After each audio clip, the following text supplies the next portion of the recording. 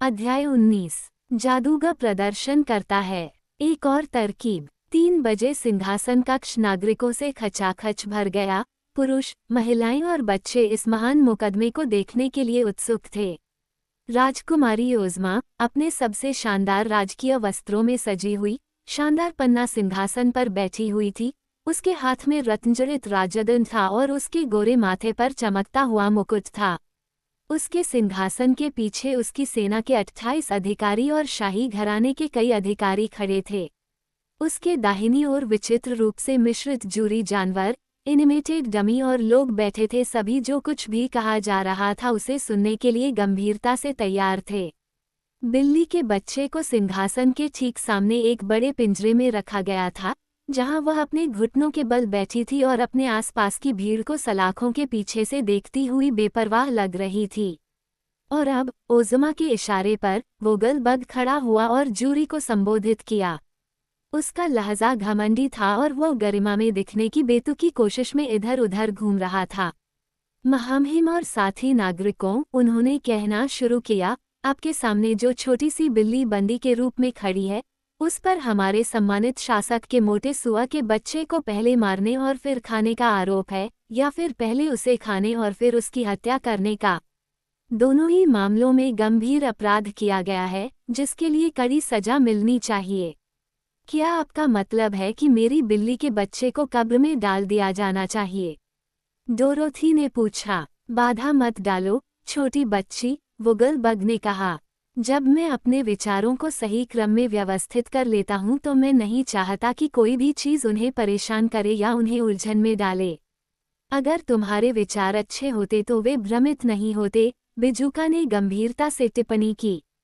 मेरे विचार हमेशा, क्या ये विचारों की परीक्षा है या बिल्ली के बच्चों की?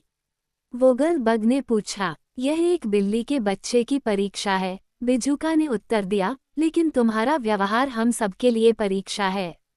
सार्वजनिक अभियोक्ता को अपनी बात जारी रखने दीजिए, ओज़मा ने अपने सिंहासन से कहा, और मैं आपसे प्रार्थना करती हूँ कि आप उसे बीच में न रोकें। अब जो अपराधी अदालत के सामने अपने पंजे चाटते हुए बैठी है, वोगलबर्ग ने फिर कहा, वो लंबे समय से अवैध रूप से मोटी सुआ का बच्चा खाना चाहती थी, जो एक चूहे से बड़ा नहीं था। और आखिरकार उसने सुआ के मांस के लिए अपनी भ्रष्ट भूख को संतुष्ट करने के लिए एक दुष्ट योजना बनाई। मैं उसे अपनी मन की आंखों से देख सकता हूँ। वह क्या है? बिजुका ने पूछा। मैं कहता हूँ कि मैं उसे अपने मन की आंखों से देख सकता हूँ। दिमाग के पास आंख नहीं है, बिजुका बोला। यह अंधा है। महाराज, वोगलबर्ग ने ओज़मा से अपील करते हुए कहा, क्या मेरे पास दिमाग की आंख है या नहीं? यदि आपके पास है, तो यह अदृश्य है, राजकुमारी ने कहा। बिल्कुल सही, वोगलबर्ग ने झुककर जवाब दिया।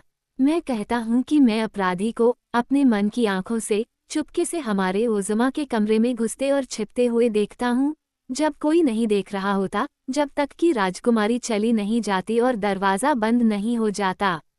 फिर हत्यारी अपने असहाय शिकार मोटे सुआ के बच्चे के साथ अकेली होती है, और मैं उसे उस मासूम प्राणी पर झपटते और उसे खाते हुए देखता हूँ।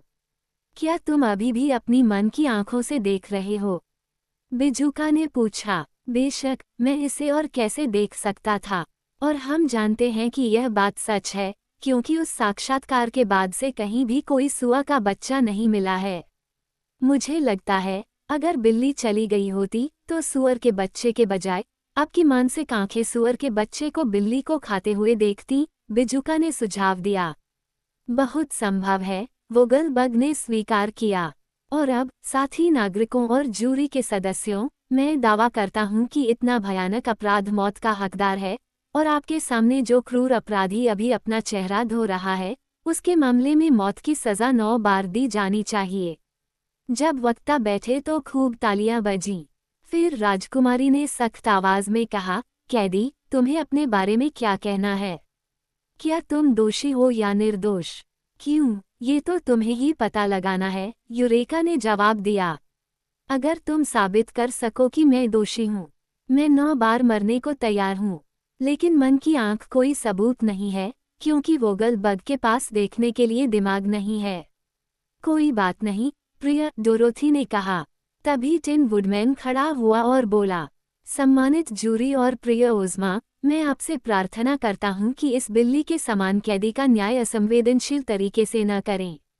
मुझे नहीं लगता कि मासूम बिल्ली का बच्चा दोषी हो सकता है, और निश्चित रूप से लंच पर हत्या का आरोप लगाना निर्दयतापूर्ण है।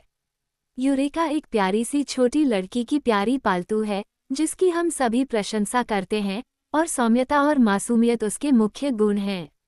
बिल्ली के बच्चे की बुद्धिमान आंखों को देखो, यहाँ यूरेका ने नींद में अपनी आंखें बंद कर ली, उसके मुस्कुराते चेहरे को देखो। यहाँ यूरेका ने गुर्राहट की और अपने दांत दिखाए, उसके मुलायम, गद्देदार छोटे हाथों की कोमल मुद्रा पर ध्यान दो। यहाँ यूरेका ने अपने तीखे पंजे दिखाए और पिंजरे की सलाखों को खरोंचा। क्या इतना कोमल जानवर किसी साथी प्राणी को खाने का दोषी होगा? नहीं, 1000 बार नहीं। ओह, इसे छोटा करो, यूरेका ने कहा, आपने बहुत देर तक बात की है। मैं तुम्हारा बचाव करने की कोशिश कर रहा हूँ, टिन वुडमैन ने प्रतिवाद किया। तो फिर कुछ समझदारी वाली बात कहो, बिल्ली के बच्चे ने जवाब दिया। उनसे कहो कि मेरे लिए सुअर का बच्चा खाना मूर्खता होगी, क्योंकि मुझे इतनी समझ थी कि मैं जानता था कि अगर मैंने ऐसा किया तो बवाल मच जाएगा। लेकिन यह मत समझो कि मैं इतना भोला हूँ कि मोटा सुअर का बच्चा नहीं खा सकता। अगर मैं ऐसा कर सकता हूँ और पकड़े नहीं जाऊंगा, मुझे लगता है कि इसका स्वाद बहुत बढ़िया होगा। टिन वुडमैन ने टिप्पणी की, शायद यह उन लोगों के लिए होगा जो खाते हैं। मैं खुद खाने के लिए नहीं बना हूँ, इसलिए मुझे ऐसे मामलों में कोई व्यक्तिगत अनुभव नहीं है।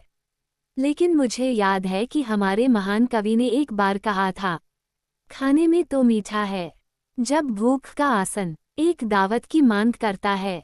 स्वादिष्ट मांस का, इस बात पर विचार करें, जूरी के मित्रों, और आप आसानी से निर्णय लेंगे कि बिल्ली के बच्चे पर गलत आरोप लगाया गया है और उसे रिहा कर दिया जाना चाहिए।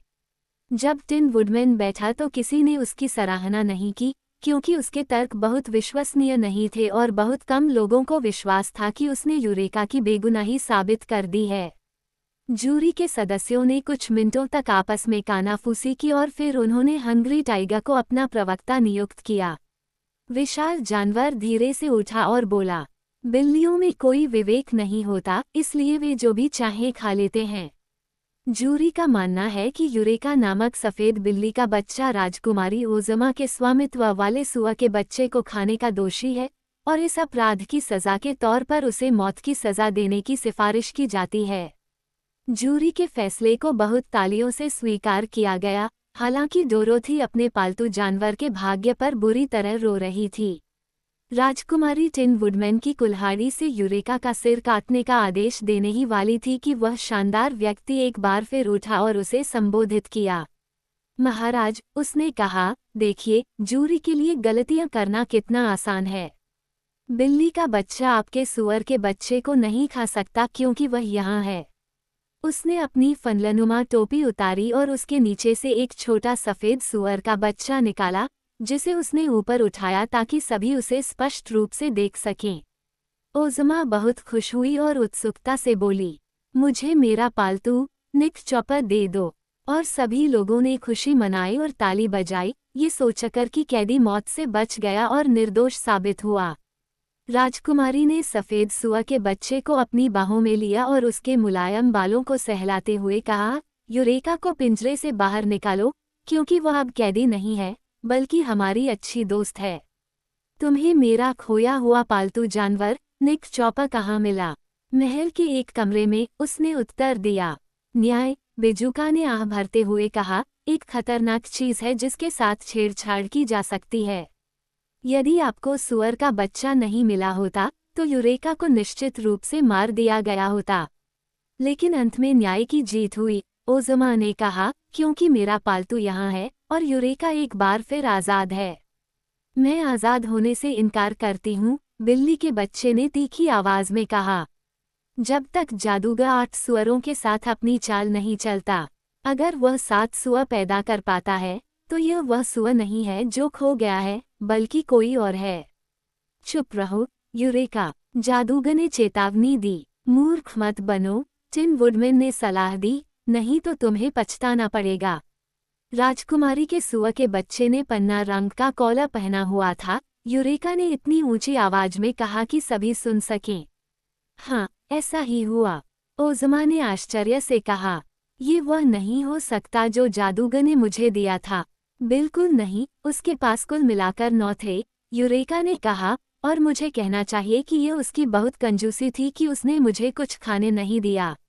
लेकिन अब जब यह मूर्खतापूर्ण परीक्षण समाप्त हो गया है, तो मैं आपको बताऊंगी कि वास्तव में आपके पालतू सुअर के बच्चे का क्या हुआ। ये सुनकर सिंहासन कक्ष में बैठे सभी लोग अचानक चुप हो गए, और बिल्ली का बच्चा शांत, उपहासपूर्ण स्वर में बोला, मैं कबूल करता हूँ कि मेरा इरादा छोटे सुअर को नाश्ते में खाने का था, इसलिए मैं उस कमरे में घुस गया जहाँ राजकुमारी के कपड़े पहनने के दौरान उसे रखा गया था और खुद को एक कुर्सी के नीचे छिपा लिया। जब ओज़मा चली गई तो उसने दरवाज़ा बंद कर दिया और अपने पालतू जानवर को मेज़ पर छोड़ दिया। मैं तुरंत उछल पड़ा और सुअर के बच्चे से कहा कि वो शोर न मचाए, क्योंकि वह आधे सेकंड में मेरे अंदर होगा, लेकिन कोई भी इन प्राणियों में से किसी को भी समझदार होना नहीं सिखा सकता। शांत रहने के बजाय, ताकि मैं उसे आराम से खा सकूं, वह डर से इतना कांप उठा कि वह मेज से नीचे फर्श पर रखे एक बड़े फूलदान में गिर गया। फूलदान की गर्दन बहुत छोटी थी और ऊपर से एक कटोरे की तरह फैली हुई थी। पहले तो सुअर का बच्चा फूलदान की गर्दन में फंस गया और मैंने सोचा कि मुझे उसे बाहर निकालना चाहिए, लेकिन वह खुद को बाहर निकालकर गहरे निचले हिस्से में गिर गया और मुझे लगता है कि वह अभी भी वहां है। राजकुमारी के इस बयान पर सभी आश्चर्यचकित हो गए और ओज़मा ने तुरंत एक अधिकारी को फूलदान लाने के लिए उसके कमरे में भेजा। जब वह वापस लौटा तो राजकुमारी ने देखा कि बड़े आभूषण की सनकरी गर्दन के नीचे से उसने अपना खोया हुआ सुअर का बच्चा ढूंढ निकाला, जैसा कि यूरेका ने कहा था कि वह ढूंढ लेगी। फूलदान को तोड़े बिना उस जीव को बाहर निकालने का कोई रास्ता नहीं था, इसलिए टिन वुडमैन ने अपनी कुल्हाड़ी से उसे तोड़ दिया और छोटे कैदी को आज़ाद कर दिया।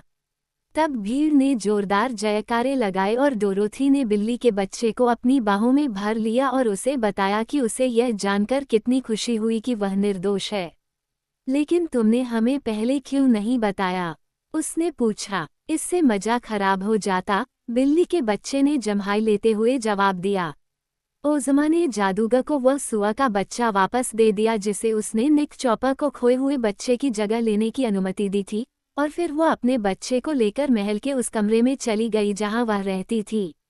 और अब जब मुकदमा खत्म हो गया तो एमरल्ड सिटी के अच्छे नागरिक अपने अपने घरों को चले गए, दिन भर के मनोरंजन से संतुष्ट।